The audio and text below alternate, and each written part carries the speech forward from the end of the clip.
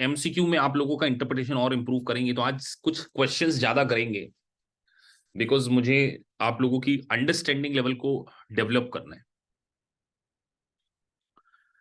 सो हम डिस्कस करने जा रहे हैं, एक ऑडिट एविडेंस के बारे में डिस्कस करने जा रहे हैं, एक्सटर्नल कंफर्मेशन। किसके बारे में डिस्कस करने जा रहे हैं कि एक्सटर्नल कंफर्मेशन किस तरीके से ली जाती है और एक्सटर्नल कंफर्मेशन का ऑब्जेक्ट क्या होता है।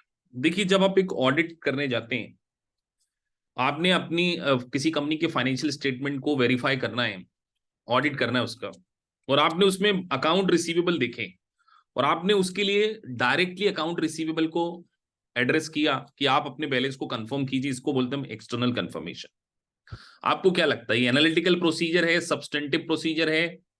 और अगर सब्सटेंटिव प्रोसीजर है तो क्या ये टेस्ट ऑफ डिटेल है या टेस्ट ऑफ कंट्रोल है? क्या लगता है आप लोगों को, व्हाट इज दिस? कितने लोगों को लगता है ये टेस्ट ऑफ कंट्रोल है? तो ऑब्वियस सी बात है सर, कंट्रोल तो हम तब बोलते हैं जब इंटरनल कंट्रोल के बारे में बात हो रही है, और यहां पर इंटरनल कंट्रोल के बारे में बात नहीं कर रहे हैं हम। यहां हमारा डिस्कशन इंटरनल कंट्रोल पर नहीं हो रहा है। तो ये बेसिकली एक प्रकार की सब्सटेंटिव प्रोसीजर है। क्या है सर? सब्सटेंटिव प्रोसीजर, कि आप अकाउंट रिसीवेबल के बैलेंस को कंफर्म कर रहे हैं। तो एक वर्ड यूज कर रहे हैं हम ऑडिट में, एविडेंस प्रोसेसिव होना चाहिए रेदर देन कंक्लूसिव। कंक्लूसिव तो हो ही नहीं सकते। जब कभी भी आप कोई एविडेंस लेते हैं तो एविडेंस कैसे होते हैं? प्रोसेसिव। मतलब वो कहीं ना कहीं जस्टिफिकेशन, आपको एक प्रकार से अगर इसका डिक्शनरी मीनिंग आप ढूंढने जाएंगे, तो अगर मैं डिक्शनरी मीनिंग के बारे में बात करूं तो वो कंप्लीटली डिफरेंट है। हमें यहां पर कंक्लूसिव नहीं, हमें क्या करना है, जो भी ऑडिट एविडेंस होते हैं वो परसुएसिव होते हैं। अगर आप इसका डिक्शनरी मीनिंग जरा सर्च करके देखो क्या आता है। कई बार बच्चे पूछते हैं कि सर इसका मीनिंग क्या है। मीनिंग पूछते हैं बच्चे। तो ये एक बहुत इंपॉर्टेंट टर्मिनोलॉजी है। अगर आप गूगल पे लिखेंगे तो समथिंग थ्रू रीजनिंग लिखा आएगा। क्या लिखा आएगा? Something through reasoning. तो ध्यान रखिए, जो भी ऑडिट एविडेंस होते हैं वो परसेसिव होते हैं, मतलब रीजनिंग, कंक्लूसिव नहीं होते वो। तो जो भी ऑडिट एविडेंस आपको कलेक्ट करना है वो परसेसिव होने चाहिए। उसके बाद जस्ट थोड़ा स्क्रीन शेयर हो रही है अगेन।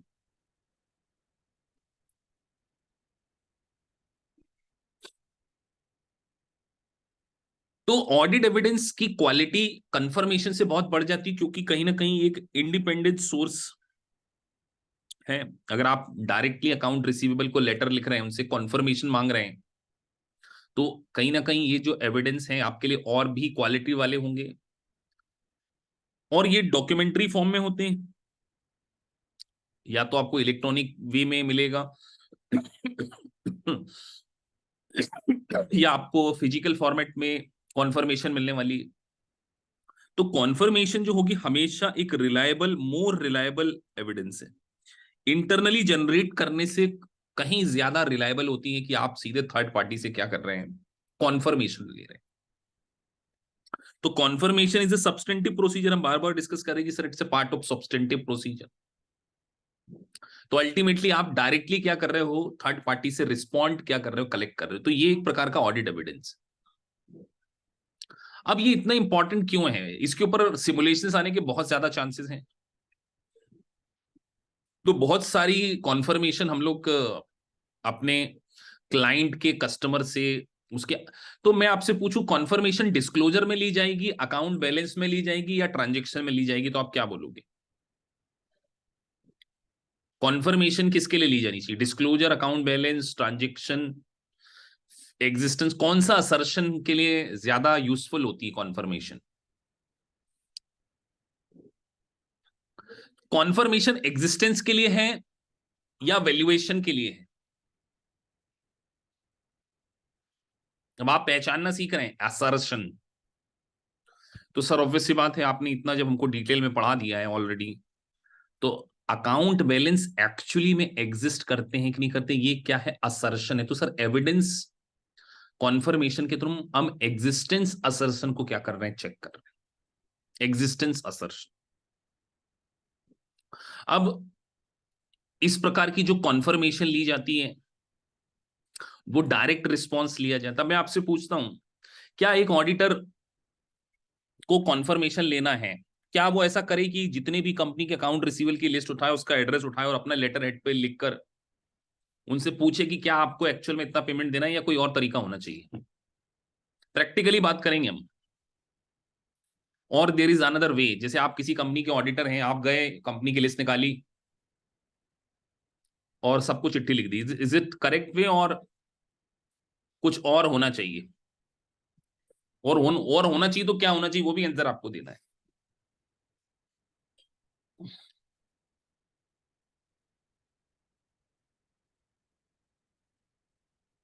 कस्टमर को डायरेक्ट लिखें या मैनेजमेंट को रिक्वेस्ट करें कि वो हमें कॉन्फर्मेशन दिलाए? क्या लगता है, डायरेक्ट कंफर्मेशन लेना है कि डायरेक्ट कस्टमर, मतलब मैं आपको चॉइस दे रहा हूं, चॉइस ए है आपके लिए, ए और बी। चॉइस ए है कि आप सीधे कस्टमर के पास चले जाएं, सी फॉर कस्टमर, और एम फॉर मैनेजमेंट, मैनेजमेंट के पास जाएं। क्या करोगे आप लोग? सी वाले हैंड रेस करो बेटा।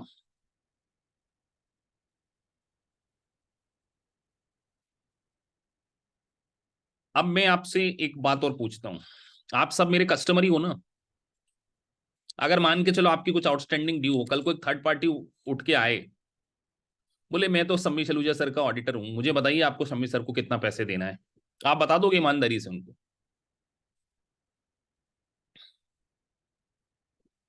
अपने एग्जाम्पल लेके बताओ, अपने पे सोच के बताओ कि कल को एक मेल आ जाए आपको, आप कोई आपसे कोई पूछे कि एकेपीएस इंस्टीट्यूट को आपको कितना पैसा देना है, आप उनको इन्फॉर्म कर दोगे? और अगर मेरा मेल आए कि यार ये पार्टी आपसे पूछना चाह रही है, हमारा ऑडिट चल रहा है, मेरी कंपनी के ऑफिशियल मेल आईडी से या मेरे पर्सनल मेल आईडी से एक मेल आए कि यार ये सीए साहब जो हैं हमारी कंपनी का ऑडिट कर रहे हैं, प्लीज इनको कंफर्मेशन दे देना, तो आप बताइए किसमें ज्यादा कंफर्टेबल हो? आप अपने हिसाब से बताओ, हम बताओ आप, मैनेजमेंट या कस्टमर? हम्म। तो अब आपने मैनेजमेंट क्यों बोल दिया? कई बच्चे ने पहले कस्टमर डायरेक्ट बोला था, आप मैनेजमेंट पे क्यों आ गए? वो क्यों आ गए, लॉजिक बताओ ना मुझे। ये मैं आपके अंदर कुछ चीजें बिल्ड करना चाहता हूं। जिन्होंने पहले कस्टमर लिखा था, अब उन्होंने मैनेजमेंट क्यों बोला? क्या रीजन था कि आपने आपके आंसर को चेंज कर दिया सिर्फ मेरे ये एग्जांपल देने से? उसके पीछे कोई लॉजिक बिल्ड किया या आपको ज्यादा लॉजिकल मेरा एक्सप्लेनेशन लगा? तो यही चीज आपने आंसर में को देते समय रखनी है ना, कि मैनेजमेंट को हम रिक्वेस्ट करेंगे कि मैनेजमेंट हमें उन पार्टीज के एड्रेस दे, और मैनेजमेंट के थ्रू ही हम कॉन्फर्मेशन ले सकते। कभी भी डायरेक्ट डायरेक्ट कॉन्फर्मेशन है वो रिस्पॉन्ड हमें ही करेंगे, मैनेजमेंट को नहीं करेंगे। लेकिन मैनेजमेंट उनको बोलेगा कि ऑडिटर का लेटर आएगा आपके पास, या मैनेजमेंट उनको एड्रेस देगा, कहीं ना कहीं मैनेजमेंट की हेल्प तो लेनी पड़ेगी। डायरेक्ट का मतलब ये नहीं है कि आप उठे और आपने बिना मैनेजमेंट के पूछे चिट्ठी लिख दी, वो भेज देंगे। आपको कहीं ना कहीं मैनेजमेंट से इस चीज को परमिशन लेनी पड़ेगी, या उसकी अप्रूवल कहीं ना कहीं क्या करनी पड़ेगी, लेनी पड़ेगी। इसको डायरेक्ट रिस्पॉन्स जरूर बोलते हैं,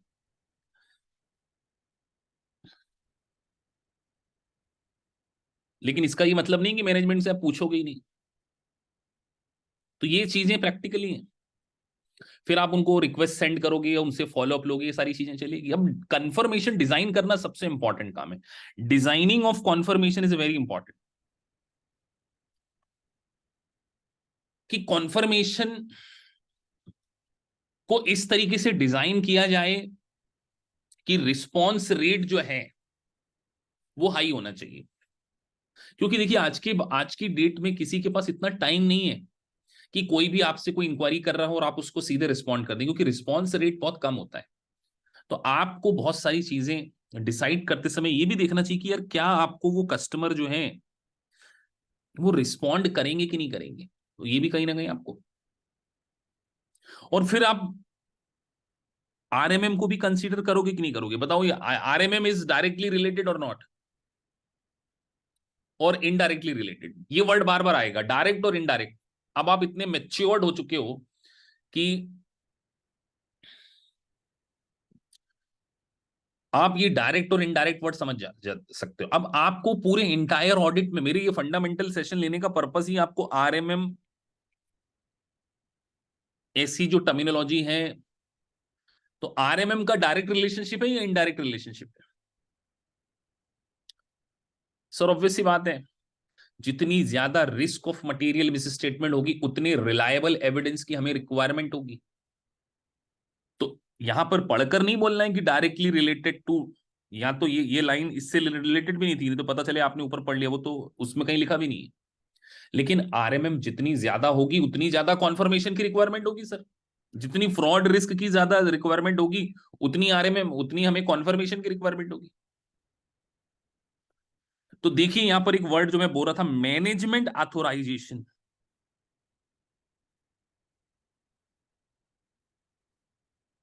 एक तो मैनेजमेंट से ऑथोराइजेशन करेंगे, और क्या ये एक, अब मैं आपसे पूछता हूं, क्या ये ऑडिटिंग स्टैंडर्ड का पार्ट होगा, या ऑडिटर का प्रोफेशनल जजमेंट होगा कि उसे कॉन्फर्मेशन लेनी चाहिए या नहीं लेना चाहिए? मैं आपसे पूछूं, क्या आप कॉन्फर्मेशन से को स्किप कर सकते हो क्या?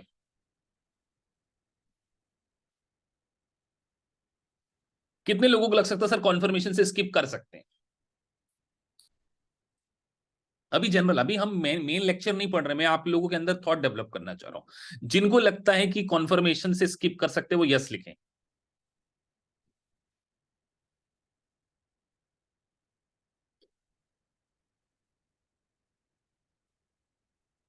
बिल्कुल स्किप कर सकते हैं।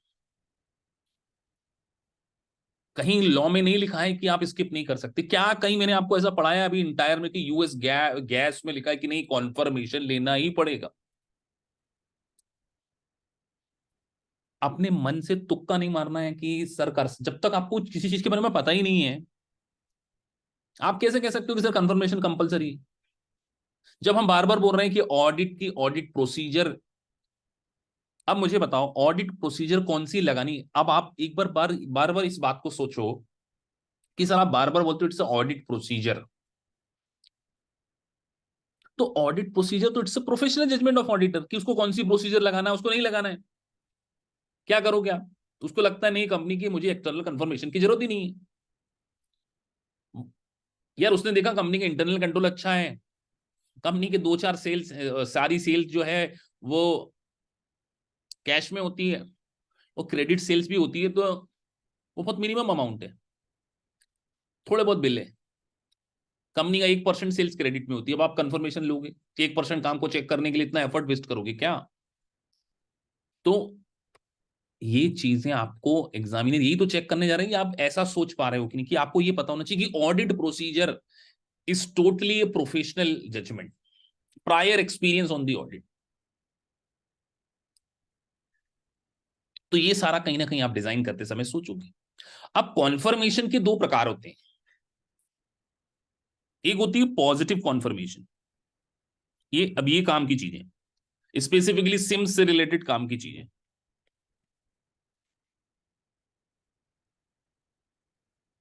पॉजिटिव कॉन्फर्मेशन, पॉजिटिव का मतलब आपको रिस्पॉन्ड करना ही पड़ेगा। मतलब ऑडिटर है ये, और ये कस्टमर है, और हमने इनको बोला, हमने मैनेजमेंट से परमिशन ले ली कि यार आपको एक चिट्ठी लिखी, उसमें ये एड्रेस दिया है और लिखा है कि क्या 10,000 के बैलेंस से आप अग्री करते हैं, यस और नो आपको रिस्पॉन्ड करना है। This is called positive confirmation. Whether they are agree और whether they are not agree, this is called positive confirmation. अब मैं आपसे एक और चीज पूछता हूं, पॉजिटिव कंफर्मेशन में भी एक होता है ब्लैंक कंफर्मेशन। हमने खाली जगह भेज दी कि यहां पर आपका जो भी बैलेंस है कंफर्म करके भेज दीजिए। ज्यादा बेटर क्या लग रहा है, ये स्पेसिफाइड अमाउंट कर देना या ब्लैंक छोड़ देना? सामने वाली पार्टी लिख के भेजेगी।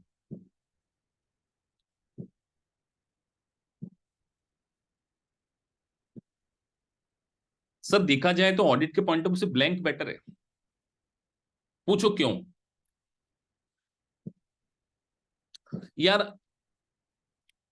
आप लेट से सोचो कि आपको मुझे 50,000 पे करना है, लेट से मैंने आपकी इंस्टॉलमेंट बनाई हुई है, आपने मुझे 50,000 रुपये देना है, और मैंने आपको मेल करा कि यार हमारे ऑडिटर कॉन्फर्मेशन मांगेंगे, लेकिन बाई मिस्टेक मेरा ऑडिटर लिख के बोल रहा है 40,000 रुपये देना है। तो आप अग्री कर जाओगे कि नहीं कर जाओगे? अभी मैं मान के चल रहा हूं आप सब ईमानदार हो, फिर भी आपको 10,000 का बेनिफिट दिखेगा, आप करोगे कि नहीं करोगे? अब ये इसमें एथिक्स में मत आ जाने कि नहीं सर हम तो एथिकल हैं। अभी मैं ये बात नहीं कर रहा हूँ, एथिक्स की बात नहीं कर रहा हूँ। 99% चाहे कितने ही एथिकल हो यार, जब सरी कम बोल रहे तो हाँ देने ही तो हो सकता है, इतना ही देना हो, आप अग्री कर जाओगे। लेकिन अगर मैं ब्लैंक लिख के बोलूंगा कि अमाउंट कंफर्म करो, तो आप क्या करोगे खुद बताओ। आप कहीं ना, चलो आप भूल गए, आपने 2 साल पहले कोचिंग करी थी, आप बहुत ही इंस्टॉलमेंट में पैसे दे रहे थे, तो आप क्या करोगे? कहीं ना कहीं अपना बैंक स्टेटमेंट चेक करोगे, यार सर को उस टाइम कितने दिए थे, कुछ ईएमआई हुई थी क्या, कुछ इवेल्युएशन का फीस भी इंक्लूड थी क्या, कहीं ना कहीं अपना रिकॉर्ड चेक करोगे, तो इसमें एक्यूरेसी लेवल किस में बढ़ गई? ब्लैंक में बढ़ गई कि नहीं बढ़ गई? अब फिर आप देखो ब्लैंक में आना शुरू हो गए, लेकिन पहले आपने स्पेसिफिक अमाउंट में हाँ भर दिया, तो ऐसा क्यों नहीं सोचते आप? अब ब्लैंक पे क्यों शिफ्ट हो जाते हो, मेरे को जल्दी बताओ। आप आपका आंसर देते हो, और जब मैं आपको आपकी सिचुएशन पे लेकर आता हूं, आपकी सिचुएशन पे, मैं कोई ऑडिटर की बात ही नहीं कर रहा हूं, तो आप अपने आंसर को चेंज कर लेते हो सेकंड टाइम। बहुत सारे बच्चों ने,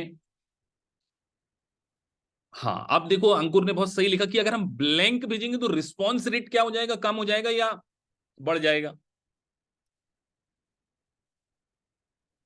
अब आप खुद बोलो कि रिस्पॉन्स रेट कहीं, रिस्पॉन्ड रेट कहीं ना कहीं क्या हो जाएगा, कम हो जाएगा, क्योंकि आपको चेक करना पड़ेगा, तो ऑडिटर को यह भी ध्यान रखना है कि यार उसको रिस्पॉन्ड रेट्स को भी बढ़ाना है, और उसको पॉजिटिव, तो पॉजिटिव कंफर्मेशन कब लेना चाहिए? जब बहुत ज्यादा transaction, high level of transaction हो, मतलब बड़े बड़े अमाउंट हो, तब लेना चाहिए या नहीं लेना चाहिए? तो ऑब्वियसली बात है सर, पॉजिटिव मतलब सामने वाले से कॉन्फर्मेशन आप मांगना चाह रहे हैं, तो ये बातें ही आपको क्या है, अंडरस्टैंड करने की रिक्वायरमेंट है। Positive confirmation request to reply in all cases, it may ask the confirming party to state whether they are agree or not with the information given or to provide the information।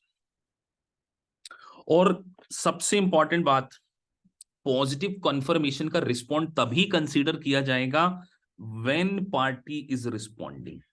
चलिए अब मैं आपसे एक और situation डाल रहा हूं, let's say 5 party ने रिस्पॉन्ड नहीं किया, क्या करना चाहिए बीइंग ऑडिटर? अब मैं देखता हूं आप जनरल प्रोसेस सोच पाते हैं कि नहीं। क्या हम क्वालिफाई कर दें, और क्या कर सकते, क्या हम ये मान लें कि फ्रॉड है, या कुछ और कर सकते? सर उस बैलेंस को वेरीफाई करने के लिए कुछ और further audit procedure, additional audit procedure नहीं लगाई जा सकती? यही चीज मैं आपसे निकलवाना चाहता हूं। सम सेकंड बार भी रिस्पॉन्ड मांग सकते कि चलिए एक बार और रिस्पॉन्ड दे दीजिए, यही तो हमारी एडिशनल ऑडिट प्रोसीजर है कि मैंने, हाँ एक अच्छी यूज है सर, सब्सिक्वेंट ट्रांजेक्शन भी चेक कर सकती कि आगे जाके और देख ले कि इसने कैश का पेमेंट कर दिया कि नहीं। आप सोचो आप 30, यार आप ऑडिट करने जा रहे हो तो 31 दिसंबर को थोड़ी ऑडिट कर रहे हो, आपने देखा 31 दिसंबर को एक कस्टमर से 30,000 लेना था, अब फेब्रवरी में उसने आपको 30,000 दे दिए, आपका ऑडिट तो 31 दिसंबर का था, लेकिन फरवरी में 30 आ गया, तो आप कहीं ना कहीं इस बैलेंस के लिए सब्सिक्वेंट डेट पे तो अश्योर होगा ना, तो आपने क्या किया, सब्सिक्वेंट डेट का डेटा चेक कर लिया। बात समझ में आई कि नहीं आई? ऐसा समझो कि अभी क्लास में किसी का भी नाम ले लेते हैं, जैसे पहला नाम लिखा परवेज का, लेट से परवेज से मुझे 30,000 रुपीज रिसीव करना था 31 दिसंबर की बैलेंस शीट।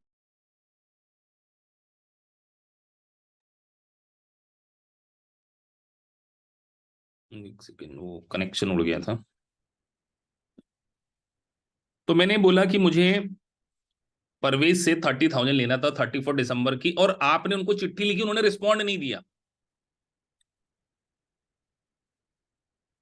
और आपने जाके जनवरी और फरवरी में देखा कि 30,000 का पेमेंट परवेज के अकाउंट से मेरे अकाउंट में आया हुआ है, तो कहीं ना कहीं आपने क्या किया, आपने सब्सिक्वेंट बैलेंस को जाके चेक करके ये पता कर लिया ना कि इस पर्टिकुलर अकाउंट रिसीवेबल से हमें 30,000 रिसीव करने हैं।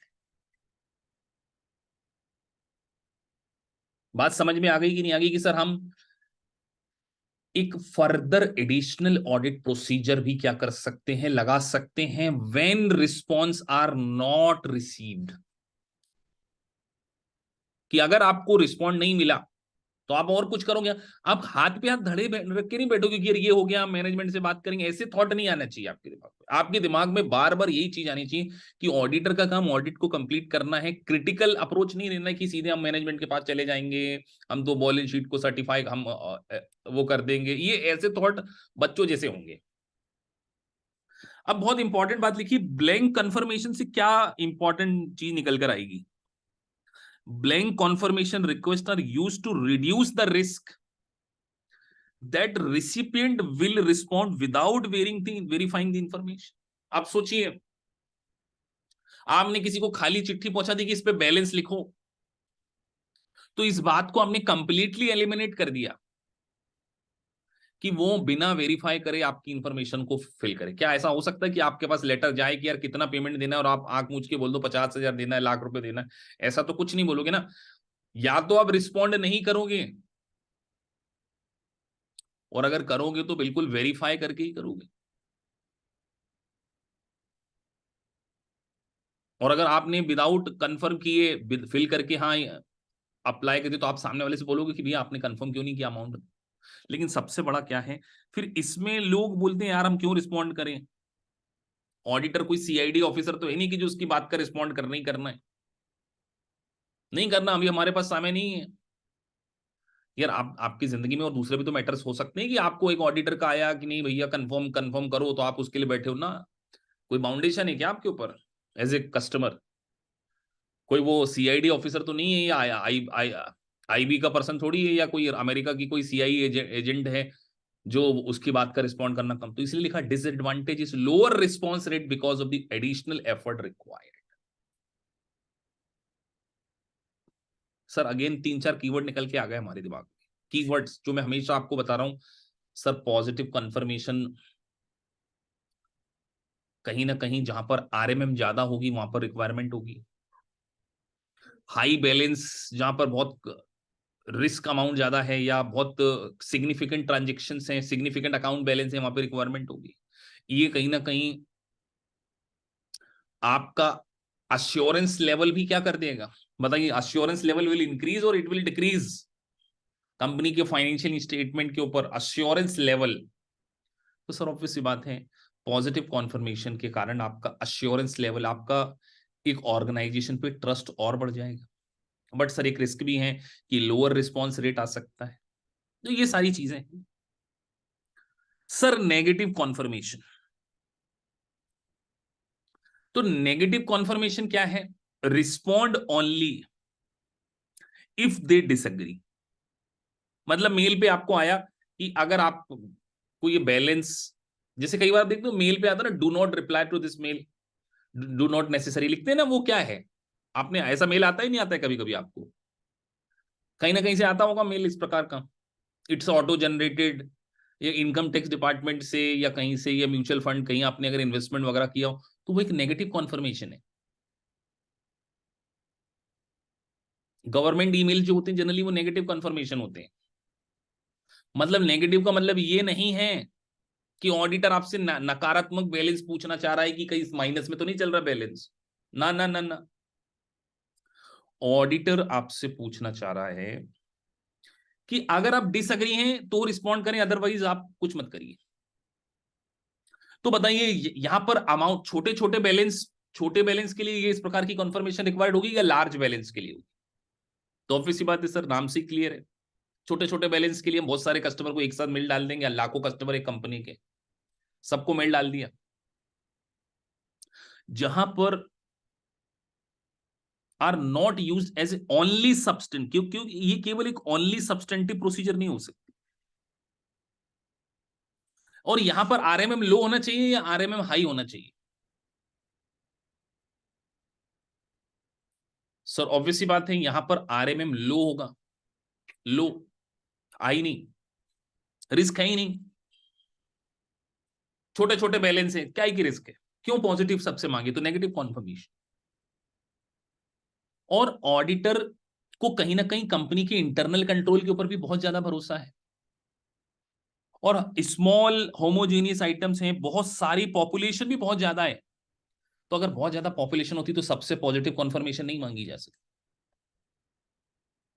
और आपको लगता है कि exception rate is very low, exception कि यार कोई एक आध ही होगा जो रिस्पॉन्ड करेगा कि नहीं हमारा बैलेंस डिसएग्री होता, ऐसा exception rate is very low. तो इस प्रकार की सिचुएशन में आप क्या करते हैं, नेगेटिव कॉन्फर्मेशन को क्या करते हैं, जनरली यूज करते हैं। किसको यूज करते हैं, नेगेटिव कॉन्फर्मेशन। स्क्रीन दिख रही है, क्वेश्चन आ गए होंगे आपके सामने, विजिबल है, नहीं है विजिबल,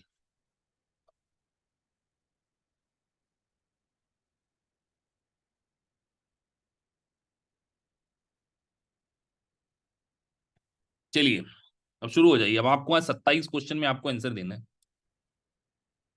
थोड़ा सा साइज बढ़ा लेते हैं। Which of the following circumstances most likely would cause auditor to suspect that there are material misstatement in the entity's financial statement?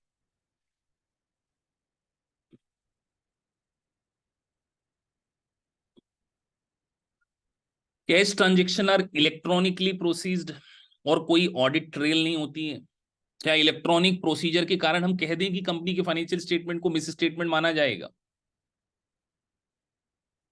तो सर ये तो नहीं हो सकता।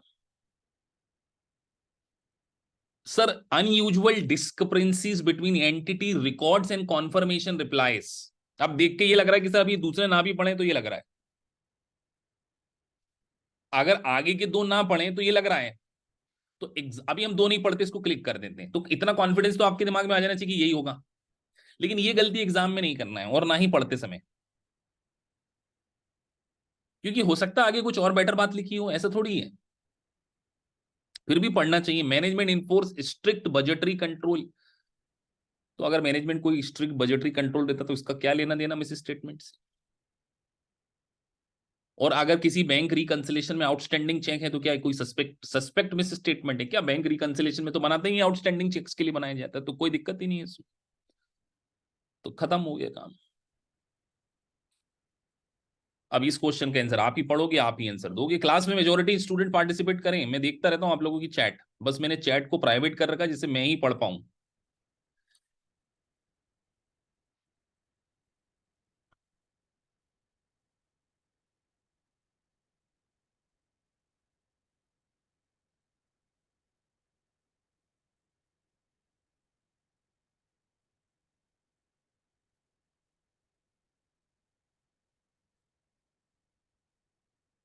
अब कितना सिंपल सा क्वेश्चन है, in confirming the client account receivable in prior year, auditor found that there were many differences between the recorded amount and confirmation replies की बहुत ज्यादा। ये पिछले साल का अनुभव है हमारा, करंट ईयर का नहीं है, ध्यान रखना, एक एक लाइन इंपॉर्टेंट है। पिछले साल का अनुभव है कि अकाउंट बैलेंस और जो कॉन्फर्मेशन आती है उसमें डिफरेंसेस होते हैं, और लेकिन this differences which were not misstatement, were not misstatement which required substantial time to resolve. अब मैं आपसे कुछ कॉन्सेप्चुअल भी आपसे पूछना चाहता हूं। आप मुझे बताइए, एक अकाउंट रिसीवेबल का बैलेंस हम बता रहे हैं 80,000, और सब जो अकाउंट रिसीवेबल है जो हमारा डेटर है वो बोल रहा है 50,000, तो क्या ये मिस स्टेटमेंट है?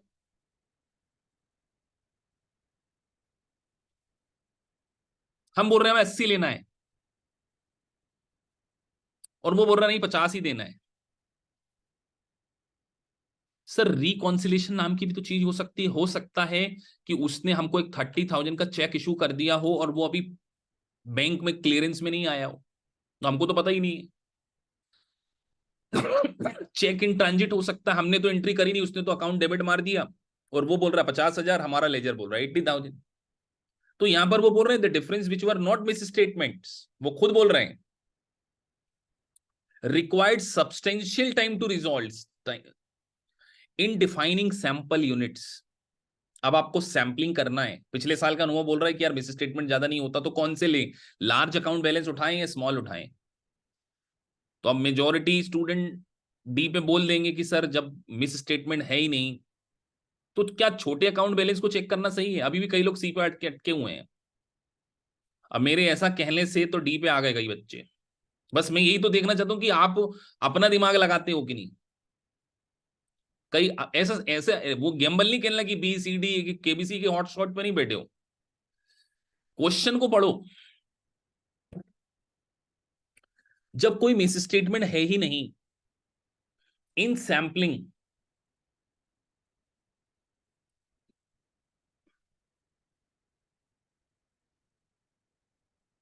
इन सैंपलिंग आप क्या ओवर ड्यू बैलेंस को उठाओगे?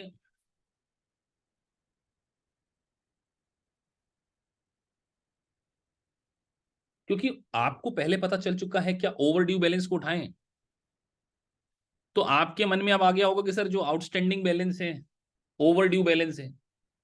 तो यार मिस स्टेटमेंट का ओवर ड्यू से क्या लेना देना? अब बी पे आ गए सर, इनवॉइस, इंडिविजुअल इनवॉइस। अब इसका रीजन पढ़ो और अपने आप को जस्टिफाई करो कि अकाउंट बैलेंस को रिकंसाइल करना डिफिकल्ट हो रहा था। तो उन्होंने एक रीजन क्या दिया कि हम यहां पर क्या करेंगे। अब देखो ये क्वेश्चन बहुत टेक्निकल क्वेश्चंस की कैटेगरी में आता है, तो इस प्रकार के क्वेश्चन को हम डिस्कशन कर सकते हैं। When external confirmation of balance of account receivable is difficult, confirming individual transaction, तो इंडिविजुअल ट्रांजेक्शन को हम प्रेफर इसीलिए कर सकते हैं कि देखिए एक इंडिविजुअल ट्रांजेक्शन, यहां पर क्या है, इंडिविजुअल इंडिविजुअल इनवॉइस के बारे में बात कर सकते हैं, हम ओवरऑल बैलेंस के बारे में बात नहीं कर रहे हैं। क्योंकि हमें ओवरऑल रिकंसाइल करने में तो बहुत टाइम लगता है, लेकिन इंडिविजुअल इनवॉइस को रिकंसाइल करने में टाइम नहीं लगेगा। तो यहां पर क्या लिख रहे हैं कि आपको इनवॉइस को ही क्या करना है, कंफर्म करना। आप सोचो पूरा बैलेंस नहीं मिला रहे आपने को, कितनी सेल करी उसको हम क्या कर लेंगे, इनवॉइस वाइज इनवॉइस को क्या करेंगे, मैचअप करेंगे। तो अब इस प्रकार के जब आप क्वेश्चन देखेंगे तो इसमें आपको फिर नोट डाउन करना पड़ेगा। चलिए अगला क्वेश्चन। ये क्वेश्चन अभी हमने नहीं पढ़ा है। नेगेटिव के बारे में पढ़ेंगे, पॉजिटिव और नेगेटिव।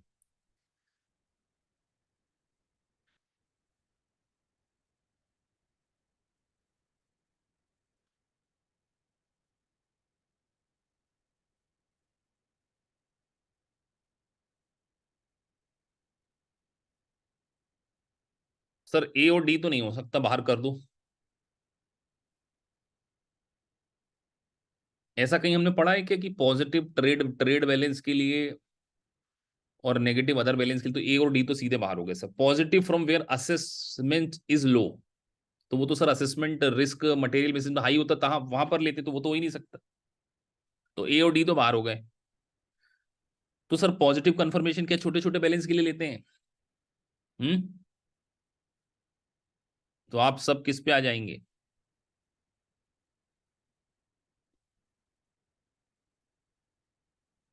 क्या पॉजिटिव सारे बैलेंस के लिए लेते हैं? नहीं लेते हैं सर। तो सी हो गया। तो ऐसे एनालाइज करना। अच्छा इस प्रकार के ही क्वेश्चन की जो वैरायटी होगी ना, वो एमसीक्यू में बच्चों का एक्सपीरियंस है सर, 80% क्वेश्चन तो बेसिक लेवल पर आते हैं। मतलब अगर 66 क्वेश्चन है, तो अगर उन्होंने 80 बोला है, तो मैं एवरेज मानू 50 40 क्वेश्चन आपको ऐसे देखने को मिलेंगे, 35 40 जो आपसे ऐसे हो जाएंगे डायरेक्टली। लेकिन जो 25 30 क्वेश्चन है वो थोड़ा सा स्ट्रगल वाले होंगे। तो आपका जब मैं स्कोर चेक करूंगा तो मैं चाहूंगा कि आपका स्कोर 75 के ऊपर ही हो एमसीक्यू में। अभी आपका मॉक टेस्ट होने वाला है, सेकंड लार्जेस्ट मॉक टेस्ट, और देखते हैं उसमें आप लोग क्या करते हैं। पॉजिटिव कंफर्मेशन के लिए क्या करें, अगला क्वेश्चन।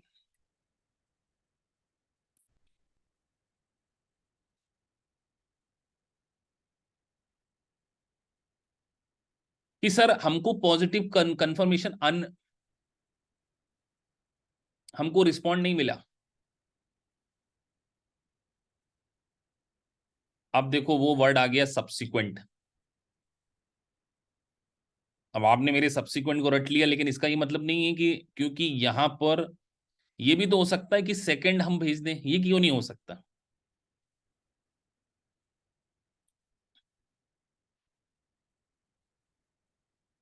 अब बेटा इस प्रकार के क्वेश्चन जानलेवा हो जाते हैं बस, क्योंकि अब आपको गुड, बेटर और बेस्ट में से चूज करना है। तीनों ही सही है, देखा जाए तो आंसर तीनों सही है कि सर सेकंड कंफर्मेशन भी भेजी जा सकती है, client obtain correspondence from the customer, अब क्या या परफॉर्मिंग सब्सिक्वेंट प्रोसीजर, ज्यादा ज्यादा इमीडिएटली क्या हो सकता है? अब देखो इस प्रकार के क्वेश्चन में एनीबडी कैन बी, मतलब कोई किसी से भी गलती हो सकती है कि यार अब सर इस प्रकार की, क्योंकि फिर ये थोड़ा सा क्रैमिंग वाली बात होगी कि यार पहले इस ऑर्डर को फॉलो करना, तो इस प्रकार के क्वेश्चन में आप ऑर्डर फॉलो कर सकते हैं। मतलब अब आपको रटना पड़ेगा कि सर हम क्या करेंगे, सेकंड रिक्वेस्ट भेजें या करें, क्योंकि दोनों ही सही है, ऐसा नहीं कि ये भी नहीं कर सकते, प्रैक्टिकली तो दोनों ही सही है, बट अब आपको पहले क्या बेटर दिख रहा है कि सीधे सब्सिक्वेंट पे पहुंच जाए या सेकंड मांग लें उससे। अब आप में से मेजोरिटी स्टूडेंट बी के साथ में है,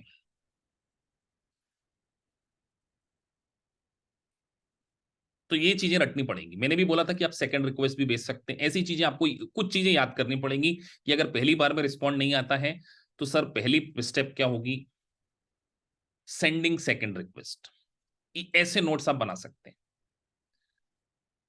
सेकंड रिक्वेस्ट की यार फिर से भेजो, अब वो फिर से नहीं रिस्पॉन्ड कर रहा है तो फिर हम सब्सिक्वेंट प्रोसीजर में, क्योंकि यहाँ पे स्पेसिफाइड नहीं लिखा है सब्सिक्वेंट प्रोसीजर में हमको क्या करना है, देखो यहाँ थोड़ा सा अनस्पेसिफाइड लिखा है, तो कुछ चीजें आपको 2-5% तो लक के बेसिस पे जाना ही पड़ेगा ना, ऐसा 100% आप ऑडिट में एक्यूरेट नहीं हो सकते, मैं आपको बार बार बोल रहा हूँ। चलिए अगला क्वेश्चन।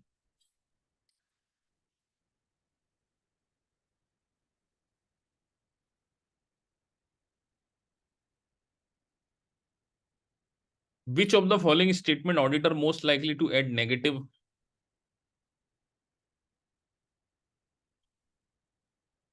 नेगेटिव कंफर्मेशन का लेटर ड्राफ्ट करते समय क्या ध्यान रखोगे कि जिससे रिस्पॉन्स रेट, ऐसा कुछ लिखा है ना, एंकरेज टाइमली कंसिडरेशन पाई,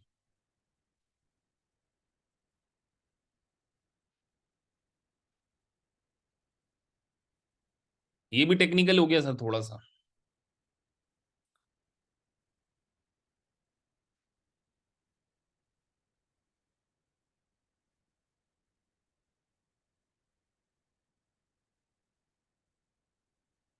देखो कई बच्चे सीधे बी पे जंप मार जाएंगे लेकिन वो डी को नहीं पढ़ रहे हैं, क्योंकि डी में भी लैंग्वेज, देखो यहाँ पे लैंग्वेज का गेम है कि report any differences on the enclose statement directly to our auditors,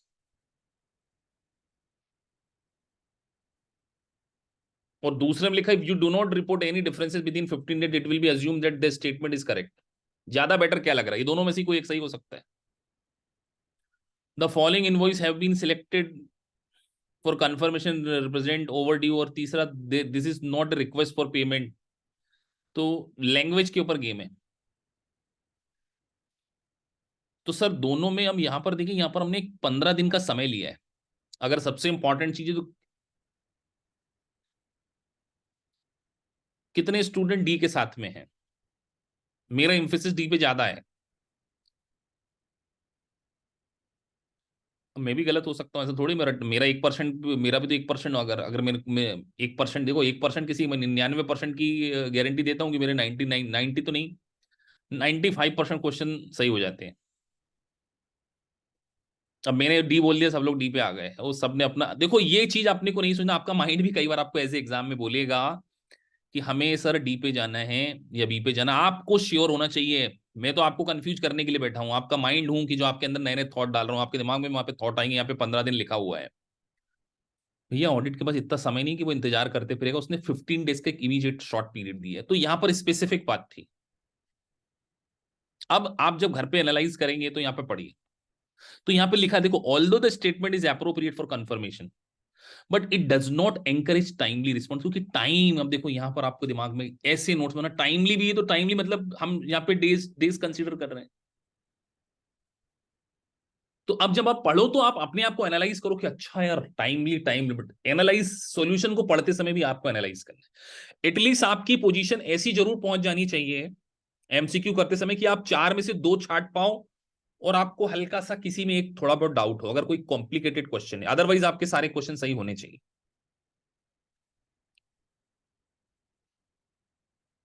किसमें कॉन्फर्मेशन की रिक्वायरमेंट नहीं होती? अब इस क्वेश्चन का आंसर आपको लॉजिक से देना, किसी बुक में नहीं लिखा है। कहां से कंफर्मेशन कम से कम मिलने के चांसेस है? क्या डिपार्टमेंट, शेयर होल्डर, डेट और इन्वेंट्रीज?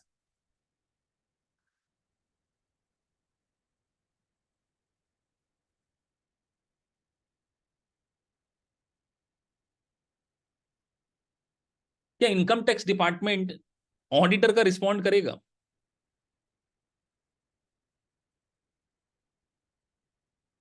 मैं एक चिट्ठी लिखूं इनकम टैक्स डिपार्टमेंट को कि यार मुझे बताओ कि इनको इनकम रिफंड देना है कि नहीं देना, तो क्या इनकम टैक्स डिपार्टमेंट मुझे रिस्पॉन्ड कर देगा? मैं एक चार्टर्ड अकाउंटेंट इंडिया का भी, मैं यूएस की बात नहीं करता हूं, मैं इंडिया के डायरेक्ट टैक्स ऑफिसर को एक लेटर लिखता हूं, वो इतने वेले बैठे हैं कि एक सीए का लेटर आ गया और वो रिस्पॉन्ड करना शुरू करते हैं। इनकम टैक्स डिपार्टमेंट है वो। तो क्या इनकम टैक्स डिपार्टमेंट से कंफर्मेशन मिल जाएगी आपको? कभी नहीं मिलेगी कंफर्मेशन। ये कॉन्फिडेंशियल इंफॉर्मेशन आपको इनकम टैक्स डिपार्टमेंट क्यों दे देगा? नहीं दे सकता कभी भी। कितना रिफंड देना है मुझे, तो यहां से नहीं आएगी कभी भी।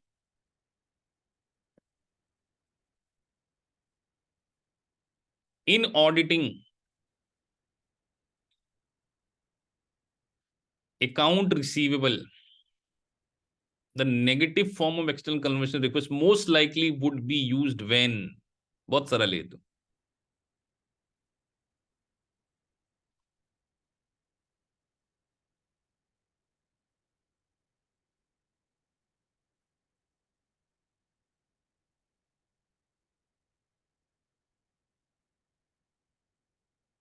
अब यहां पर आप बी और डी में कंफ्यूज होंगे, मेरी गारंटी है, और मेजोरिटी डी पे पहुंच जाएंगे। डी नहीं हो सकता क्या रीजन से? ऐसी डी में क्या खूबी है जिसके कारण डी हो नहीं सकता? ये बात मैं आपसे जानना चाहूंगा जिन्होंने डी आंसर नहीं दिया है। They should mention.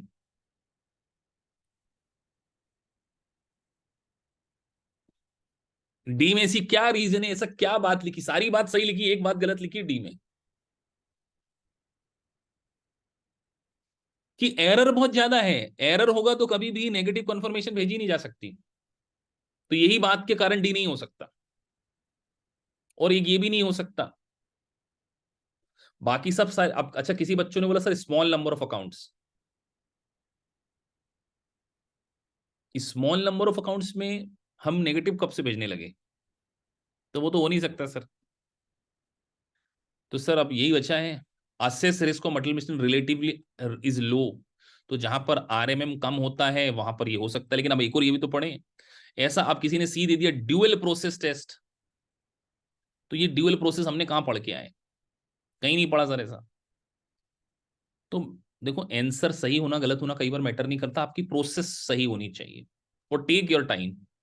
मैं आपके अंदर वो खूबी डेवलप करना चाह रहा हूं कि आपको, क्योंकि अब आपके इंटरप्रिटेशन वाले 3 टॉपिक हैं। लॉ भी जो आप पढ़ेंगे ना, इनकम टैक्स, वो भी ऐसे ही इसी का भाई है। अब फार थोड़ा सा सरल है, जहां न्यूमेरिकल ज्यादा है, बट मेजोरिटी जगह आपको एनालाइज करना ही पड़ेगा।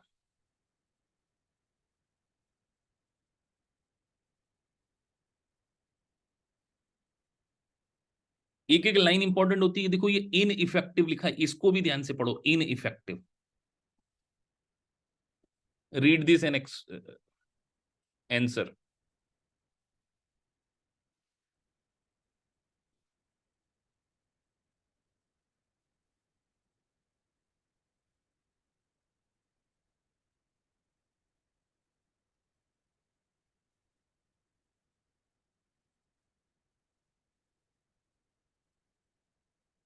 Auditor decided to use blank form of positive, हम खाली भेजना चाहते हैं।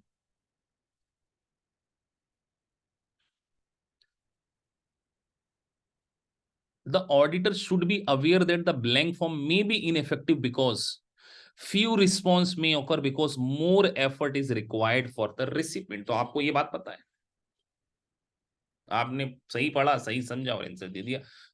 अब जल्दबाजी अगर किसी बच्चे ने करी, वो ये लिख रहे हैं मिर्जा गालिब, क्या नाम है तुम्हारा, मिर्जा एंसमुल्ला बैग, थोड़ा सा ध्यान से पढ़ना पड़ेगा इसको। अच्छा, इस प्रकार के क्वेश्चन अगर आपसे गलत हो रहे हैं तो कंसेप्चुअली आप लैग कर रहे हो, जो कि मैं ऑलरेडी एक्सप्लेन कर चुका हूं।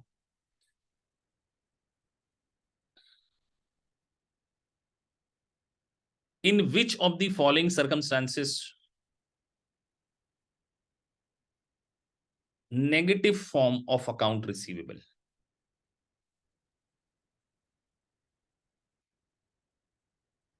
इजीएस्ट क्वेश्चन, सबका आंसर चाहिए मुझे।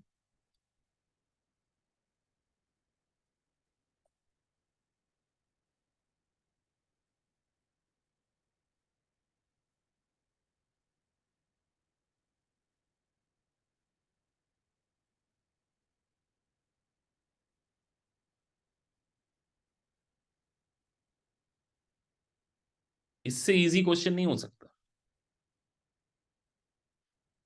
स्ट्रेट फॉरवर्ड आपका आंसर आ जाना चाहिए, और आना शुरू हो गया है बच्चों का, कि सर नेगेटिव कॉन्फर्मेशन वहां पर एप्लीकेबल होती है जहां पर नंबर ज्यादा होते हैं, मिस स्टेटमेंट कम होता है और बैलेंस छोटा मोटा होता है।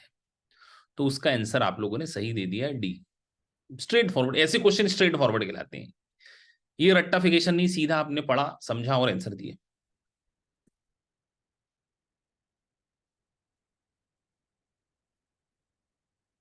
हाँ, अब असर्शन चेक करना चाहता था मैं। देखो, एग्जामिनर इतना समझदार है इस क्वेश्चन में कि उन्होंने एग्जिस्टेंस दो जगह डाला है, कि अब आपको ये तो पता है कि भैया अकाउंट रिसीवेबल में कॉन्फर्मेशन जो है वो एग्जिस्टेंस में तो पता की जाती है, तो अब एग्जिस्टेंस बी में भी है और सी में भी है, और मेजोरिटी स्टूडेंट सी बोलेंगे, मुझे ऐसा लगता है। अब देखो, जिन्होंने डी बोल दिया वो तो बिल्कुल अंधाधुंध चल रहे हैं।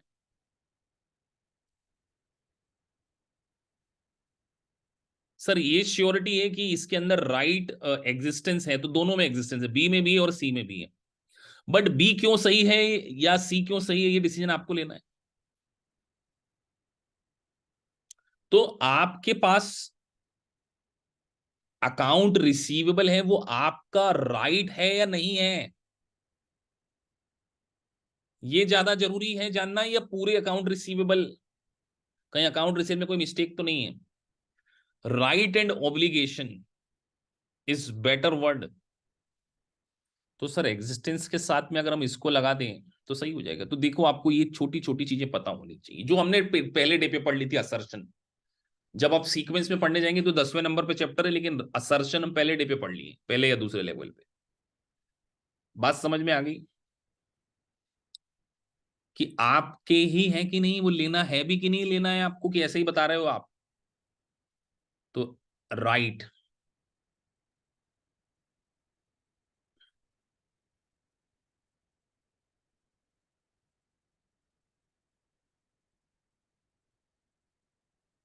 मैं पढ़ूंगा भी नहीं इस क्वेश्चन को, मैं देखना चाहता हूं आप क्या पढ़ते हैं। कितने स्टूडेंट हैं जिनकी स्पीड स्लो है, जिनको लग रहा है कि सर हम तो एमसीक्यू बड़े फास्ट कर रहे हैं, ऐसा लग रहा होगा ना आप लोगों को, लग रहा है किसी को। इतना ही समय होगा आपके पास भी एग्जाम में सॉल्व करने के लिए जितना मैं दे रहा हूं आपको।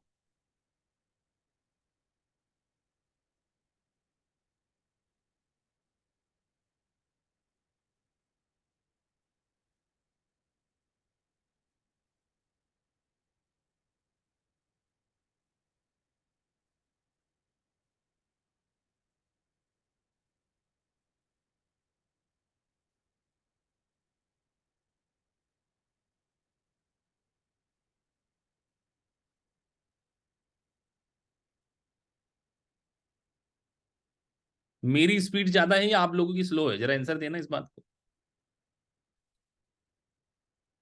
मैं स्लो हूं या आप।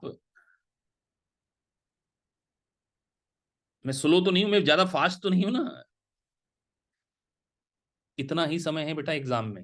इससे ज्यादा समय नहीं है, इस बात के लिए आप रेडी हो जाना कि आप सोच रहे हो कि एक एक क्वेश्चन को हम 5-5 मिनट एनालाइज करेंगे, तो बेटा 66 क्वेश्चन में 66 क्वेश्चन में आपने अगर 4 घंटे का पेपर है तो एनालाइज कर लो कितनी जल्दी देना है। ये क्वेश्चन सबसे टेक्निकल क्वेश्चन है, गैम्बल खेलना है आप लोगों को। देखना चाहता हूँ गैम्बल सही होता है कि नहीं होता है। अब जब इस प्रकार के टेक्निकल, देखो एग्जाम में भी ऐसा होगा कि कुछ क्वेश्चन ऐसे आएंगे जो आपने पढ़े ही नहीं होंगे, तो एक एक आराम से पढ़ो। विच of the following disclaimer liability include within a response to auditor confirmation request would allow auditor to rely on confirmation appropriate audit evidence, कि कहां आपको ऐसा लगता है कि confirmation is a appropriate audit evidence। तो कर्टसी हो सकता है कि एक तो वर्ड आ गया, information is forward as a matter of courtesy, तो कर्टसी के लिए क्या अपन वो करते हैं।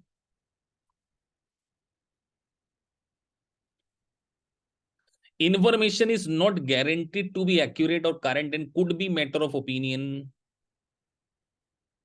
Information in the confirmation may not be relied upon by the recipient. तो सर डी,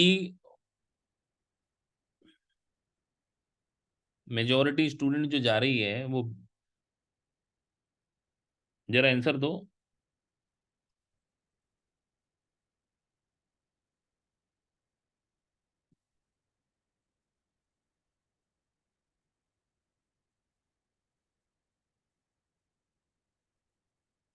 मेरा यहाँ डी लिखा है तो क्या डी दे दोगे आप लोग।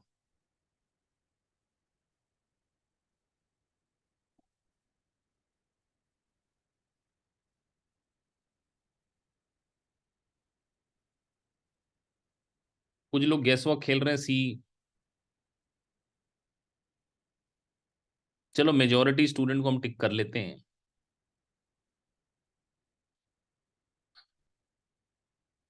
मेजोरिटी बी बोल रही है यार, लेकिन बी पे दिल नहीं कर रहा लगाने का।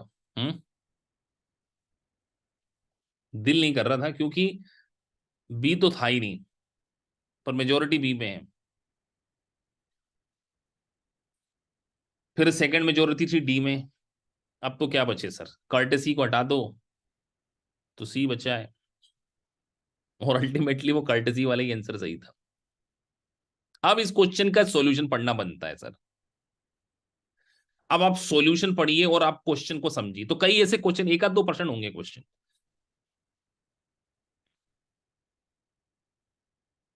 कुछ बाद में आपको यहां पे समझाऊंगा।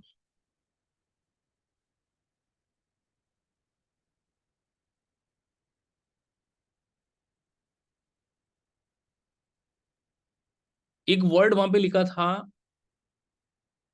डिस्क्लेमर।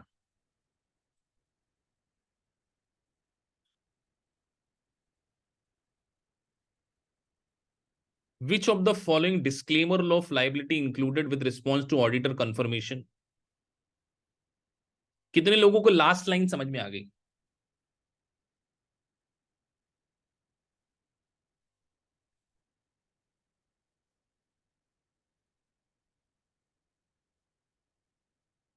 लास्ट लाइन ही सबसे इंपॉर्टेंट थी उसमें। देखिए उसमें उन्होंने यही बोला है कि आपको अगर कॉन्फर्मेशन मिलती है तो कॉन्फर्मेशन 100% एक्यूरेट नहीं है, उसके ऊपर डिस्क्लेमर दिया सकता, फिर भी आप उसको ऑडिट एविडेंस तो मानोगे ही ना, क्योंकि ऑडिट एविडेंस कंक्लूसिव कभी नहीं होते। The disclaimer of the answer does not impact the reliability of the information being confirm. मतलब वो आपको ये कहना चाहते हैं, ये क्वेश्चन टेक्निकल था, इस क्वेश्चन को मैं मान सकता हूं कि कहीं ना कहीं आपसे नहीं बना तो आप इसको थोड़ा सा उसमें ले सकते हो। देखो उसमें बाकी सारी इंफॉर्मेशन में एकदम स्ट्रेट फॉरवर्ड पता चल रहा है। क्या ऐसा हो सकता है क्या हम इंफॉर्मेशन पर रिलाई ही ना करें। Information is not guaranteed to be accurate और current and could be matter of opinion. अरे मैटर ऑफ ओपिनियन तो हो ही नहीं सकता ना, कि मैटर ऑफ ओपिनियन है इंफॉर्मेशन कॉन्फर्मेशन लेना, कोई ओपिनियन वाला तो है नहीं, तो ऐसी चीजों से आपको बाहर करना पड़ेगा। तो कई बार आपको है ना कुछ ऐसे वर्ड ध्यान रखकर कि यार ओपिनियन वाला मैटर तो नहीं हो सकता है, थोड़ा सा एक एजुकेशनल गेस भी खेलना पड़ेगा, 1-2%, 1-2% होगा, ऐसा ऐसा नहीं होगा कि सारे क्वेश्चन ऐसे होंगे, 100 नहीं लाना है। अब ये स्ट्रेट फॉरवर्ड क्वेश्चन है, blank form of positive confirmation.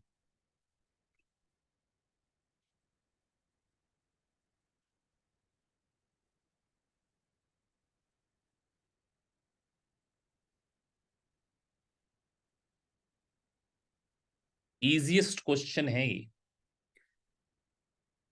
आपको कब लगता है कि हमें ब्लैंक कंफर्मेशन भेजना चाहिए?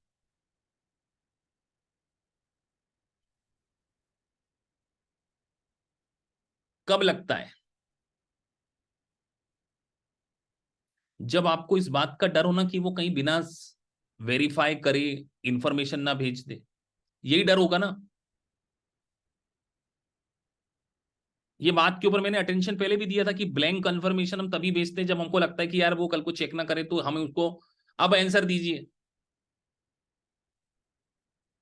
अब मेरा ऐसा बोलते से ही आपका तुरंत बटन ए पे दब जाएगा ना तुरंत, और देखो सबने ए पे बटन दबा दिया। तो आपने अपनी सोच को केवल सीमित ए तक रख दिया। तो अब इस प्रकार के जब मल्टीपल चॉइस क्वेश्चन आप दोबारा करोगे तो आपको समरी नोट्स बनाना पड़ेगा। मैं ये बता रहा हूं कि देखो नोट्स बनाने की हैबिट है, मेरे लेक्चर सुनोगे, नोट्स पढ़ोगे और फिर अपने कुछ थॉट लिखोगे कि पॉजिटिव कंफर्मेशन तब ब्लैंक पॉजिटिव का, अब अपनी ओन लैंग्वेज में लिख सकते हो कि positive blank confirmation in case when the auditor has the doubt, कि जो कंफर्मेशन आएगी वो, उसमें जो कंफर्मेशन पार्टी है वो आपको अटेंशन वो प्रॉपरली वेरीफाई करके नहीं देगी, इस सिचुएशन में ही हम भेजते हैं।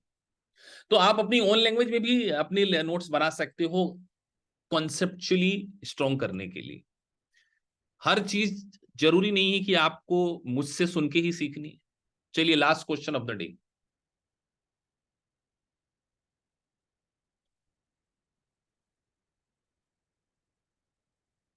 Negative confirmation is less effective than positive confirmation, इसका मतलब पॉजिटिव ज्यादा इफेक्टिव होती होगी कहां पर?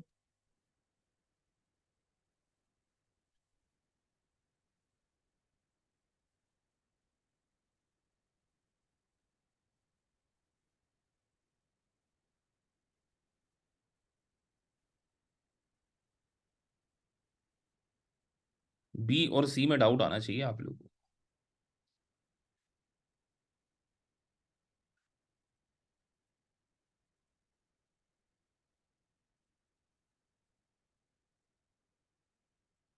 हाँ, एक ही बार बी लिखो यार, तुम 10 बार बी लिख देते हो तो मेरे को बहुत सारे बी दिख जाते हैं, इतना इतना टेंशन ना लो यार।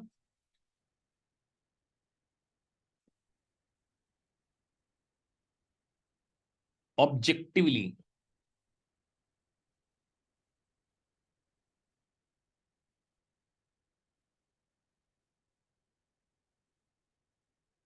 चलो तुम्हारा ही आंसर टिक कर देते हैं, बी।